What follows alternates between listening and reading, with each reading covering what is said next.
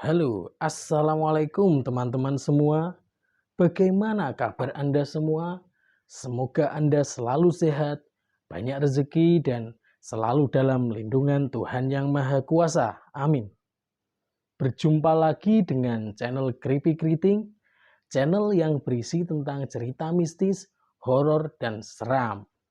Sebelum mendengarkan cerita ini, alangkah baiknya Anda pasang headset terlebih dahulu.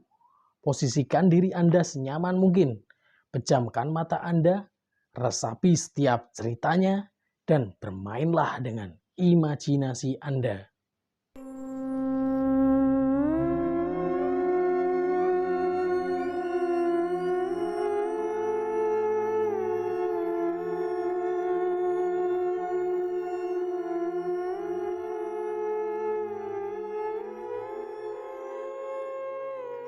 Cerita ini diambil dari akun Twitter Aman Ras.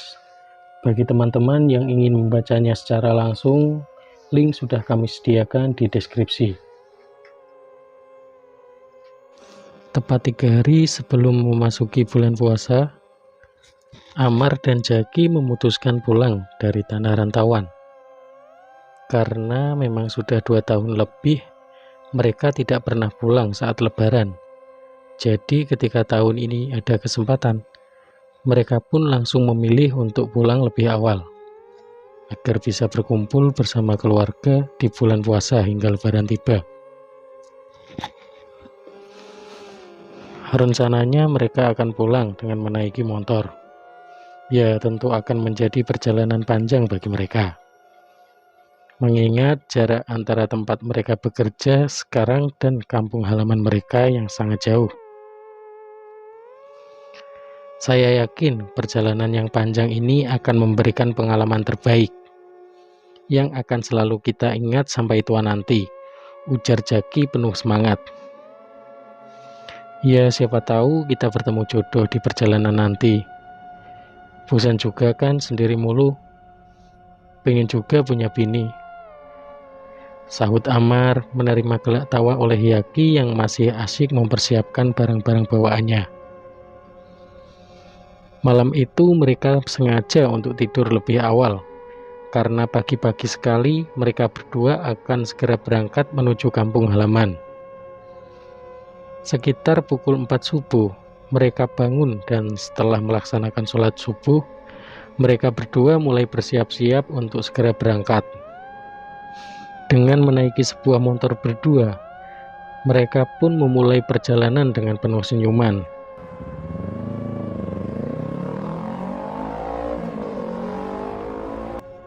Kalau capek bilang ya Mar, kita gantian bawa motornya, ujar Jaki yang berada di belakang. Siap, ini kita sambil cari warung dulu ya, bawa sarapan biar gak masuk angin, jawab Amar. Iya. Sekitar pukul 8 pagi, mereka pun menemukan jajaran warung makan yang sudah buka. Mereka singgah di salah satu warung tersebut untuk mengisi perut. Ibu-ibu pemilik warung dengan ramah melayani mereka semua. Mau kemana? Tanya si ibu. Mau pulang kampung, Bu, jawab Amar dan Jaki bersamaan sambil tersenyum. Oh, semoga perjalanannya lancar dan selamat sampai tujuan ya, ujar si ibu sambil tersenyum. Amin Bu, terima kasih. Setelah pesanan datang, mereka berdua pun langsung memakannya. 2 piring nasi kuning yang masih hangat dengan lauk ikan haruan itu enak sekali. Bahkan Jaki sampai meminta tambah nasi dan lauk pada si ibu pemilik warung. Selesai makan dan bayar, mereka berdua kembali melanjutkan perjalanan. Kali ini Jaki yang menggantikan Amar membawa motor. Tak terasa hari sudah hampir gelap. Perut keduanya pun mulai terasa keroncongan. Namun sedari tadi mereka belum juga menemukan pemukiman warga ataupun warung makan yang bisa disinggahi. Lapar Ki, ujar Amar. Sama Mar, Tapi ini kok aneh ya, nggak ada warung makan apa? Tidak lama kemudian mereka melihat ada pencahayaan di depan. Sepertinya di situ ada warung yang buka di tengah-tengah jalan sepi tersebut. Itu warung, Mar. Kita singgah ya? Iya. Jaki memelankan laju motornya. Warung di tepi jalan itu rupanya sedang banyak pelanggan. Ada beberapa mobil pribadi berplat DA dan KT terparkir di sana. Namun baru saja mereka masuk ke warung, sebagian para pelanggan itu sudah selesai membayar dan hendak melanjutkan perjalanan kembali. Hanya tinggal 3 orang laki-laki yang duduk di meja paling pojok di warung itu. Saat salah satu laki-laki itu menatap mereka berdua, Amar dan Jaki langsung tersenyum ramah. Namun orang tersebut justru langsung mengalihkan pandangannya tanpa membalas senyuman keduanya. Sombong sekali mentang-mentang naik mobil, bisik Jaki. Hus, teguh Amar. Hus, tegur Amar. Mau pesan apa, Dek? Tanya seorang bapak-bapak bertubuh kurus dengan kepala pelontos. Wajah bapak-bapak itu tampak dingin dan datar. Lalapan ayam saja, Pak, 2, kata Amar. Tidak ada ayam, Dek. Adanya sambal goreng hati, asam manis hati, dan hati goreng, jawab si bapak. Oh, kalau begitu sambal goreng hati aja, Pak. Terus minumannya? Teh hangat 2 ya, Pak. Baik. Sekitar 3 menit pesanan keduanya diantar. Sudah lama ya, Pak, jualan di sini? Sudah 15 tahun, Dek. Wah, lama juga ya, Pak. Ini warung satu-satunya ya, Pak, di daerah sini. Iya, 2 tahun lalu ada warung di ujung jalan sana, tapi sudah tidak pernah buka lagi, ujar si bapak lalu berlalu meninggalkan meja keduanya. Ini kita sudah di daerah mana sih, Ki? Mana aku tahu, Mar. Kan tadi aku tidur, jadi mana aku tahu ini daerah mana, jawab Jaki sambil melahap makanannya. Ia tampak sangat lahap memakan makanan itu. Berbeda dengan Amar yang terlihat ragu-ragu dan sesekali celingukan melihat ke sekeliling warung. Setelah selesai makan, mereka pun memutuskan untuk kembali melanjutkan perjalanan.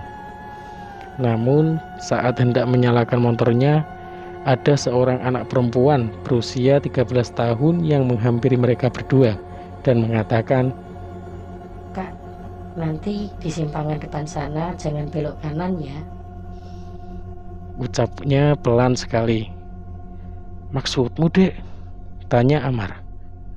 Sania, panggil seorang wanita dari arah warung sambil melambaikan tangan pada si anak perempuan itu. Si anak perempuan langsung berlari masuk ke warung. Tampak si wanita langsung menarik tangan anak itu. Seketika si anak sudah berada di dekat. Saat akan berangkat, sebuah mobil berplat KB masuk ke halaman warung. Di dalam mobil itu tampak banyak penumpang. Mungkin itu travel yang sedang mengantar para penumpangnya, ucap mereka berdua dalam hati. Mereka berdua kembali melanjutkan perjalanan. Ngantuk aku, Mar, ujar Jaki. Kita cari musola, Ki. Kita numpang istirahat di musola aja. Jalanan depan tampak berkelok, namun sama sekali tidak ada perempatan seperti yang dikatakan oleh anak perempuan di halaman warung tadi. Kata adik tadi ada perempatan kan depan ini, tapi kok ini cuma belokan ya, Mar? Entah, sudahlah, jangan terlalu dipikir. Mending kita lanjut jalan saja sampai ketemu masjid atau musola. Sekitar beberapa kilometer, mereka menemukan perkampungan.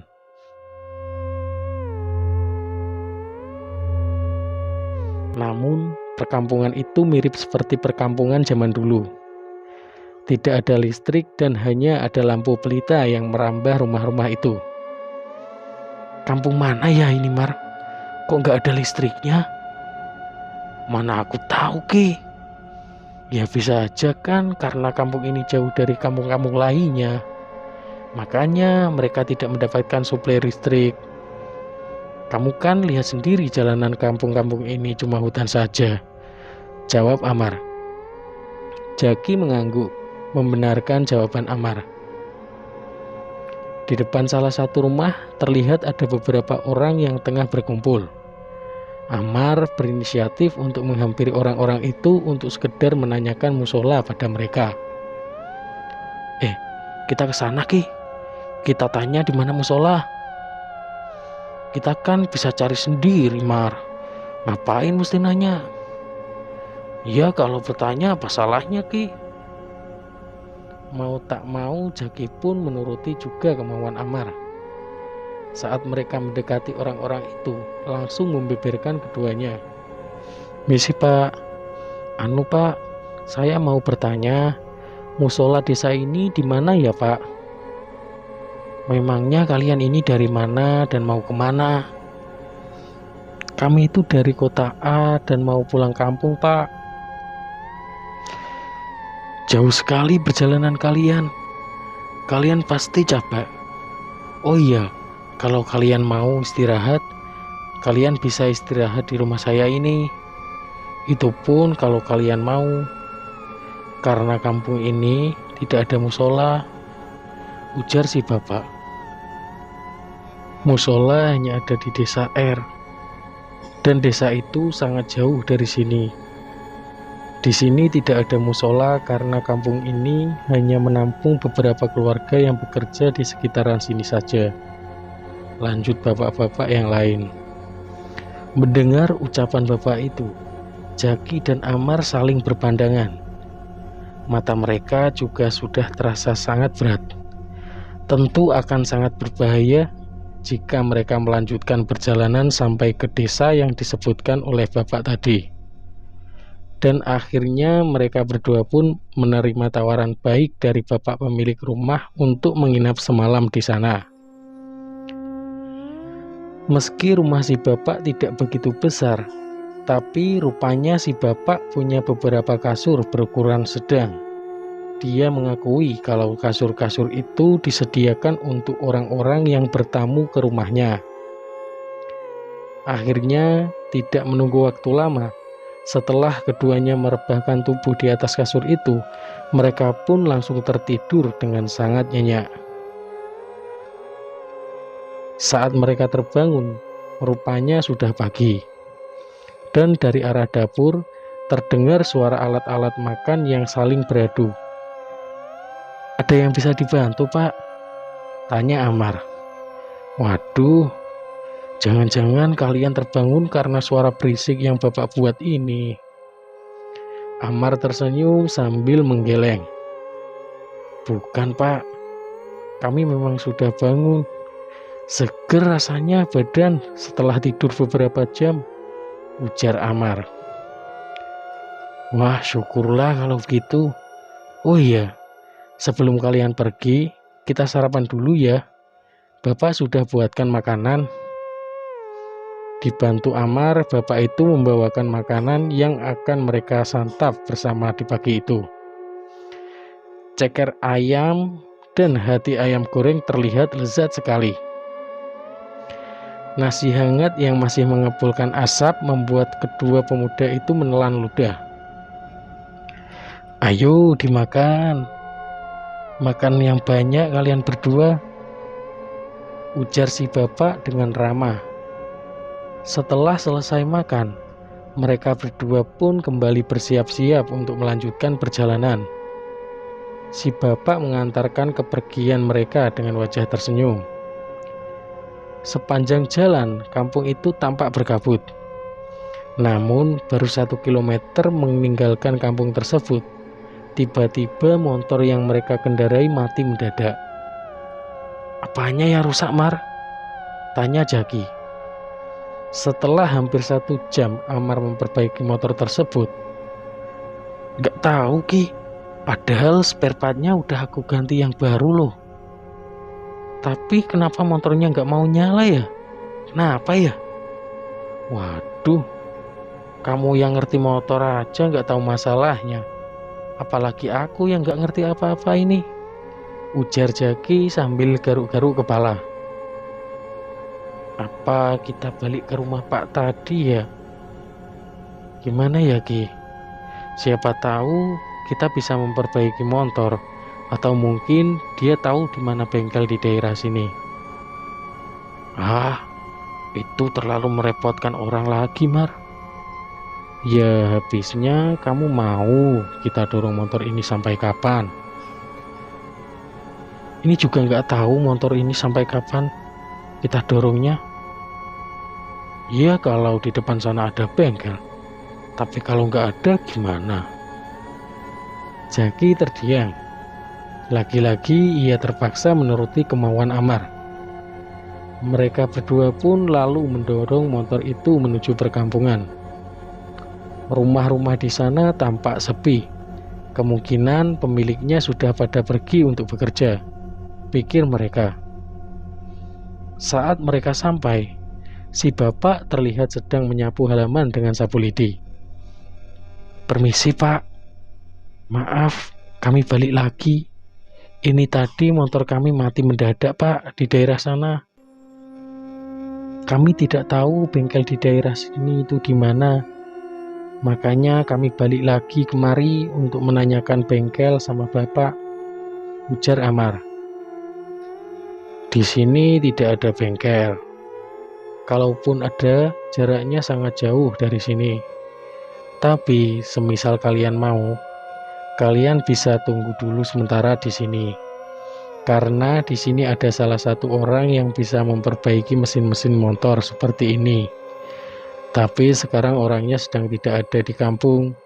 Bagaimana? Kira-kira lamakah kami harus menunggu, Pak? Soalnya kami kan mau pulang ke rumah biar bisa memulai puasa bersama keluarga, ujar Jaki. Kemarin dia bilang mau pergi ke kota selama 3 hari. Dan hari ini sudah hari kedua dia pergi. Kemungkinan besok sudah kembali, jawab si bapak. Mendengar jawaban si bapak, Amar mengangguk dan memaksa untuk Jaki agar mau menunggu sampai besok. Hingga akhirnya Jaki pun bersedia menunggu sampai esok hari. Dan hari itu mereka menghabiskan waktu sepanjang hari untuk beristirahat serta membantu sedikit pekerjaan bapak. Dan malam harinya, mereka diajak oleh si bapak untuk ke sebuah acara pernikahan yang terasa aneh bagi Jaki. Bagaimana tidak? Sebab di acara pernikahan pada umumnya, wajah para tamu pasti terlihat bahagia dan menikmati acara dengan bercanda ataupun bergosip. Sangat berbeda dengan wajah para tamu itu, yang malah terlihat sangat datar. Dan mereka semua mengikuti acara tersebut tanpa berbicara satu sama lain. Namun berbeda dengan Jaki, Amar tampaknya sangat menikmati acara tersebut. Bahkan dia sempat memisahkan diri dari Jaki. Jadi dia melihat seorang gadis cantik yang tampak curi-curi pandang terhadapnya dari tadi. Setelah didekati, gadis itu ternyata sangat ramah dan lembut sekali tutur katanya. Dia juga memperkenalkan diri dengan nama Ima dan mengaku tinggal di kampung itu bersama orang tuanya. Dengan sikapnya yang lembut dan terbuka, membuat Amar menjadi semakin tertarik pada gadis itu. Keduanya juga sudah sangat akrab dalam waktu sebentar saja. Bahkan sepertinya Amar sudah jatuh hati pada gadis itu sejak pandangan pertama. Dan begitu pun sebaliknya. Oleh Ima, Amar langsung dibawakan pada kedua orang tuanya di malam itu, yang ternyata menyambut hangat kehadiran Amar. Aneh kau Mar, baru ketemu sekali aja malah sudah kenalan sama orang tuanya. Memangnya kamu mau langsung nikah sama dia? Ujar Jaki. Iya, kalau ada jodoh tentu aku mau. Coba kamu lihat, siapa sih laki-laki yang tidak tertarik pada Ima? Sudah cantik, ramah. Banyak sekali nilai tulisan pada gadis itu. Tetap saja tidak masuk akal Mar. Sekali kenalan langsung mau nikah.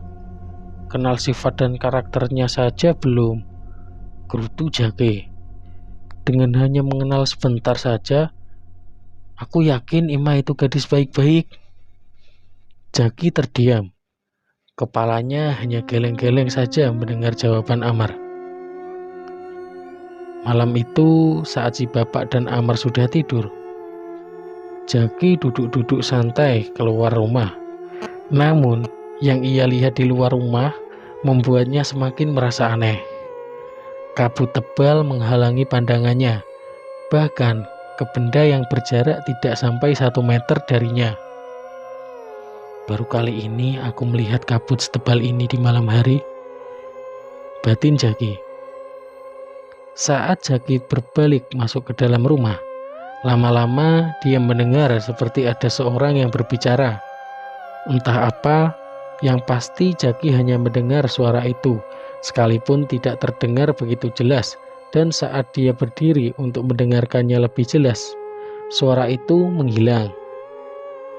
Keesokan paginya, ketika Jaki bangun, Amar sudah menghilang dari rumah. Jaki sampai mencari ke sana kemari, namun Amar tidak juga ditemukan. Maaf Pak, Bapak tahu di mana teman saya? Tanya Jaki pada si bapak yang sedang memasak di dapur. Si bapak terdiam sesaat, lalu kemudian ia menggeleng. Tidak tahu, memangnya di dalam tidak ada? Ujarnya balik tanya. Tidak ada Pak. Tak mau menyerah, Jaki lantas mencari Amar di sekitar kampung. Namun keberadaan Amar juga tidak ditemukan. Amar seperti menghilang di telan alam. Jaki pun menyerah. Ia melangkah gontai kembali ke dalam rumah bapak yang sudah menunggunya bersama seorang lelaki bertubuh besar. Sepertinya orang itulah yang akan membantu memperbaiki motor milik Jaki dan Amar. Seperti tukang bengkel yang profesional, lelaki itu dengan mudahnya memperbaiki kerusakan pada motor tersebut.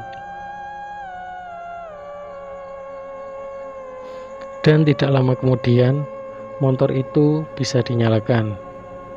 Dalam hati Jaki merasa senang, sebab ia bisa segera melanjutkan perjalanan dari kampung aneh tersebut. Namun, di sisi lain, dia tidak bisa pergi seorang diri dengan meninggalkan Amar yang tidak diketahui keberadaannya saat itu. Dengan menaiki motor tersebut, Jaki berusaha mencari Amar keluar dari kampung. Barang-barang bawaannya juga terpaksa dia tinggal di rumah si bapak. Hanya dompet berisikan uang dan KTP yang dia bawa saat itu. Karena memang niatnya Jaki hanya untuk mencari Amar keluar dari kampung. Jaki dengan membawa motornya lagi-lagi melewati kabut yang sangat tebal. Ada bebauan mirip bunga melati juga di sepanjang jalan. Semakin jauh ia meninggalkan kampung itu, maka kabut di jalan itu juga semakin menipis, lalu kemudian menghilang. Suasana di jalan itu sangat berbeda dengan suasana di perkampungan tempat Jaki dan Amar menginap. Rasa gelisah di dada Jaki pun langsung mereda begitu ia menghirup udara yang ia rasakan sangat segar. Tapi rasa leganya langsung berubah menjadi panik ketika dia mengingat akan Amar. Dan rasa paniknya semakin bertambah, sehingga Jaki tidak bisa lagi menemukan perkampungan tempat Amar menghilang. Sudah berkali-kali ia bolak-balik di jalan yang sama untuk menemukan perkampungan itu. Namun tetap saja, perkampungan itu seolah menghilang dalam sekejap. Hingga akhirnya Ketika matahari mulai terbenam, Jaki pun pasrah. Suara klakson terdengar nyaring dari arah belakang.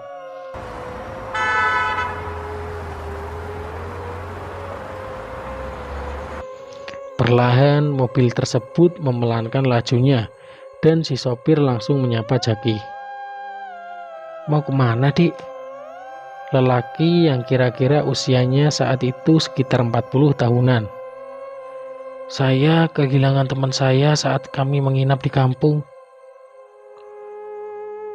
Jaki tidak pernah tahu nama kampung itu. Dan ia juga tidak pernah bertanya pada si bapak pemilik rumah tentang nama kampung tersebut. "Ya, saya tidak tahu nama kampungnya. Tapi saya yakin kampung itu ada di sekitaran jalan ini. Setahu saya tidak ada kampung di daerah sini, Dek. Kamu yakin itu kampung manusia?" Perasaan Jaki menjadi tidak karuan.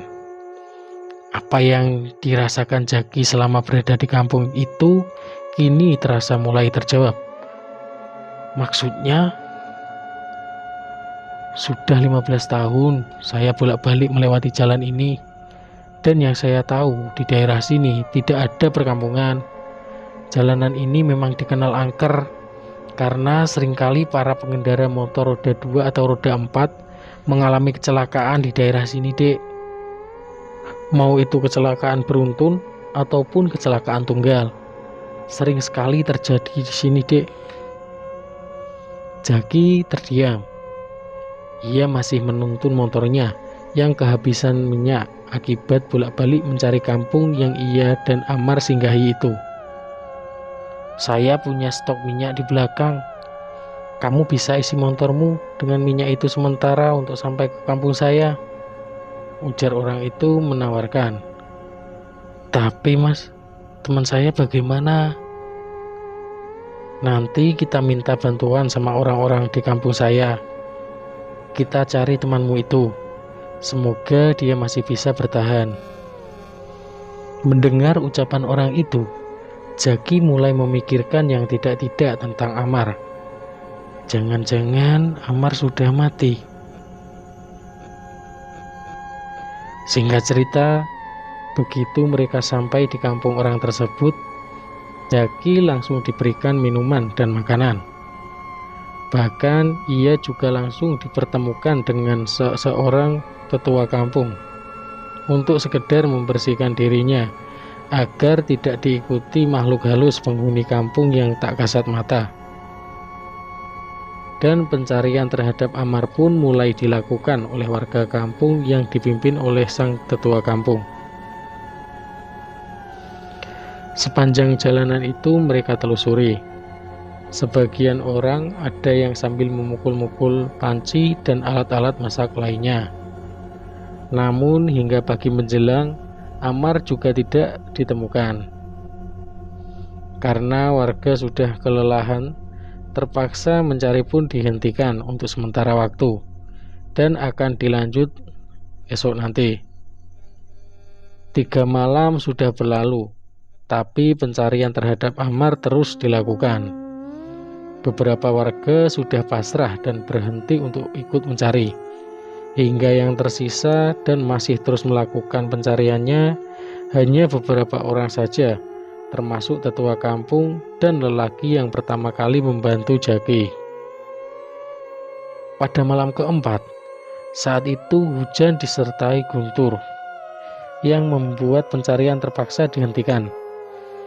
Namun ketika mereka akan pulang, tetua kampung melihat seseorang yang berjalan sempoyongan dari arah hutan. Dan begitu disenter, rupanya itu adalah Amar. Tanpa babi bu lagi, Jaki langsung berlari menghampiri Amar yang terlihat linglung. Amar tampak pucat, wajahnya seperti ketakutan. Bahkan dia hampir berteriak begitu melihat Jaki. Dan ketika tetua kampung memapahnya, barulah Amar menjadi sedikit lebih tenang. Tubuhnya gemetar dan ada lendir berbau aneh hampir di seluruh badannya. Amar dibawa ke kampung dan diobati luka-lukanya. Ia juga dipersembahkan air doa, dimandikan agar terbebas dari pengaruh makhluk halus yang membawanya tersebut. Meski sudah dimandikan dan diberi air doa, tapi Ammar masih belum sepenuhnya sadar. Ia sepertinya masih linglung. Bahkan terkadang ia menangis tiba-tiba dan ketakutan. Ia juga masih belum mau menceritakan apa yang sebenarnya dia alami pada saat itu, saat dia menghilang. Dan karena keadaan Ammar yang masih seperti itu, perjalanan mudik mereka berdua tertunda dan harus menunggu sampai Ammar benar-benar pulih kembali. Akan tetapi, ada satu hal yang rupanya masih belum disadari oleh Jaki, yaitu perbedaan waktu antara manusia dengan jin. Penampakan mereka sudah cukup lama menghilang. Bahkan saat itu Ramadan sudah lama berakhir. Hal itu terungkap ketika Jaki menanyakan tanggal dan bulan saat mereka menemukan Ammar. Sekedar info, kampung yang saat itu membantu mereka, warganya semua adalah non-muslim. Sepertinya temanmu itu berhasil keluar lebih dahulu dari kampung tersebut. Tapi memang aturannya selalu disesatkan oleh mereka agar dia tidak bisa keluar dari kawasan hutan. Cerita tetua kampung sambil menunjuk Ammar yang sedang duduk melamun di depan pintu. Kalau memang kamu mau pulang lebih dulu untuk mengabari keluarga temanmu itu, silakan saja. Kami akan membantu menjaga dia di sini selama kamu tidak ada, lanjut beliau. Kali ini matanya menatap Jaki dengan lekat. Jaki menghela nafas panjang. Ia tidak tahu harus memilih pulang atau tetap berada di sana sampai waktu yang tidak ditentukan. Hampir semalaman Jaki tidak bisa memejamkan mata, disebabkan oleh pikiran yang bergelut di benaknya. Dan akhirnya, setelah memikirkan masalah itu sepanjang malam, Jaki memutuskan untuk pulang lebih dulu. Setidaknya dia akan mengabari keluarga Ammar, agar Ammar bisa dibawa pulang ke kampung halamannya. Karena jelas tidak mungkin bila Jaki membonceng Ammar yang keadaannya masih seperti itu, dengan jarak tempuh yang masih sangat jauh. Tidak ada yang tidak bisa terjadi dalam perjalanan. Bahkan bukannya tidak mungkin kalau mereka akan mengalami kecelakaan jika masih memaksa untuk tetap membawa Ammar bersamanya. Setelah berpamitan pada tuan rumah dan warga kampung yang telah membantunya itu, Jaki pun berangkat. Ia menatap Ammar yang berdiri tanpa ekspresi, yang saat itu disuapi oleh anak tetua kampung. Mereka akan merawatmu dengan baik selama aku pergi, Mar. Kamu tenang saja, aku akan membawa keluargamu ke sini, ucap Jaki dalam hati. Perjalanan sedikit terlambat dari perhitungan, sebab Jaki tidak mau meneruskan perjalanan pada malam hari. Ia lebih memilih untuk beristirahat penuh di malam hari dan melanjutkan perjalanannya di siang hari. Setelah melewati perjalanan yang sangat melelahkan, akhirnya Jaki sampai juga di kampung halamannya. Tampak keluarganya sangat kaget melihat kedatangan Jaki. Mereka khawatir pada Jaki karena tidak kunjung pulang, apalagi dihubungi tidak bisa. Perlahan-lahan, Jaki mulai menceritakan pengalaman ia dan Ammar yang salah jalur sampai memasuki perkampungan jin. Karena pandangan mereka di malam kejadian itu ditutupi, sehingga tidak bisa melihat perempatan jalan yang dikatakan oleh anak perempuan di warung makan. Keluarga Jaki sangat bersyukur karena Jaki dan Ammar berhasil selamat. Meski sekarang keadaan Ammar belum pulih sepenuhnya. Entah apakah yang sudah dialami Ammar selama ia menghilang. Sampai-sampai ia seperti sangat ketakutan saat melihat Jaki. Keesokan harinya, Jaki ditemani orang tuanya mendatangi rumah keluarga Ammar. Di hadapan keluarga Amar itu, Jaki menceritakan semua yang terjadi. Bahkan sebelum mereka memulai perjalanan, Amar termakan kata-katanya sendiri. Harusnya sebagai orang perantau, dia tahu dan paham betul tentang pantangan berbicara sesumbar, ujar Kolik yang merupakan kakak tertua Amar. Jaki pun terdiam. Ia baru ingat dengan kata-kata Amar yang dimaksud oleh kakaknya tersebut. Iya, Amar pernah berkata bahwa dia malas sendiri terus, dan dia sangat berharap bertemu jodoh dalam perjalanan. Dan sekitar 3 hari kemudian, rombongan keluarga Amar yang ditemani Jaki pun berangkat menuju ke kampung yang telah membantu mereka berdua. Sesampainya di kampung itu, mereka diterima dengan baik oleh warga sana, terutama keluarga tetua kampung dan orang yang pertama kali membantu Jaki. Amar masih linglung, namun begitu ia melihat Kolik, wajahnya terlihat sangat ketakutan.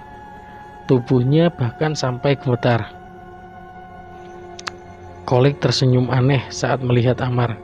Sepertinya ada sesuatu yang tidak dapat terjadi. Di kampungnya, Kolik memang dikenal sebagai orang yang paham dengan hal-hal seperti itu. Karena selain menjadi guru, Kolik juga merupakan orang yang masih mempelajari ilmu-ilmu mistis. Didekatinya Amar, ditepuknya pundak sang adik. Lalu kemudian dengan tiba-tiba Amar langsung muntah. Ia memuntahkan semua isi perutnya yang berupa nasi bercampur cairan kehitaman berbau busuk. Setelah muntah, tubuh Amar langsung lemas. Ia jatuh dan langsung dipeluk sang kakak. Kepala adiknya dia pijat-pijat dengan lembut. Keluhan setelah beberapa jam, Amar pun terbangun. Wajahnya yang sebelumnya sangat pucat, kini mulai segar. "Loh, Jaki?" ujar Amar untuk pertama kalinya setelah ia ditemukan. "Iya Mar, ini aku Jaki. Kau masih hidup? Ataukah aku yang sudah mati?" Mendengar pernyataan dari Amar, Jaki mengernyitkan keningnya. "Aku masih hidup Mar, kau juga masih hidup. Kita semua yang berada di sini masih hidup." "Syukurlah. Memangnya ada apa Mar? Malam itu kamu terserang penyakit. Bahkan bapak pemilik rumah itu sampai tidak bisa berkata-kata saat kamu terkena penyakit itu. Tubuhmu kejang-kejang, darah terus mengalir dari mulutmu. Mencari bantuan dari warga lain, tapi baru sebentar saja bapak itu pergi, sesuatu yang buruk terjadi padamu." Cerita Amar terhenti. Tampak gemetar saat akan melanjutkan ceritanya lagi. Aku melihat sendiri bagaimana bola matamu membesar dan pecah. Kulit wajahmu hancur dan meleleh seperti lilin yang terkena api, Ki. Suara retakan tulangmu yang membuatku ngilu terdengar sangat jelas, Ki. Aku ingat kata-katamu saat itu. Katamu, "Sakit, Mar. Tolong aku, Mar. Sakit." Tapi aku tidak tahu harus berbuat apa. Aku tidak bisa membantumu, Ki. Aku hanya melihatmu terluka hingga akhirnya kamu tidak lagi bergerak dan kamu mati, Ki. Jaki menusuk-nusuk kepalanya setelah mendengar cerita dari Amar. Ia tidak tahu apa yang sebenarnya dialami oleh Amar, tapi dari ceritanya itu sangat jauh berbanding dengan apa yang dialami oleh Jaki. Jaki tidak bisa berkata-kata karena apa yang diceritakan Amar itu sama sekali tidak terjadi padanya. Yang Jaki tahu, saat itu Amar menghilang di pagi hari sebelum ia bangun dari tidurnya. Namun, meski terdengar membingungkan, Jaki tidak membantah sedikit pun cerita tersebut. Dia lebih memilih untuk mendengarkan dan membiarkan Amar menceritakan apa yang dia alami pada hari dia menghilang. Dan bagaimana kau bisa berada di hutan selama beberapa hari? Tanya Jaki akhirnya. Amar terdiam. Ia berusaha mengingat kembali apa yang terjadi selanjutnya setelah kematian Jaki. Aku tidak begitu ingat. Setelah kematianmu, semuanya jadi samar-samar di ingatanku, Ge. Tidak apa-apa. Yang penting sekarang kamu sudah ingat dengan kami semua, ya kan? Ujar Kolik. Setelah kejadian itu, Amar dan Jaki memutuskan untuk tidak pergi merantau lagi. Mereka berdua lebih memilih untuk bekerja serabutan dengan penghasilan kecil di kampung halaman daripada harus pulang pergi merantau ke daerah lain. Dan kebaikan warga kampung yang telah membantu Jaki mencari Amar itu tak akan pernah mereka lupakan hingga tua nanti. Dan cerita pun selesai.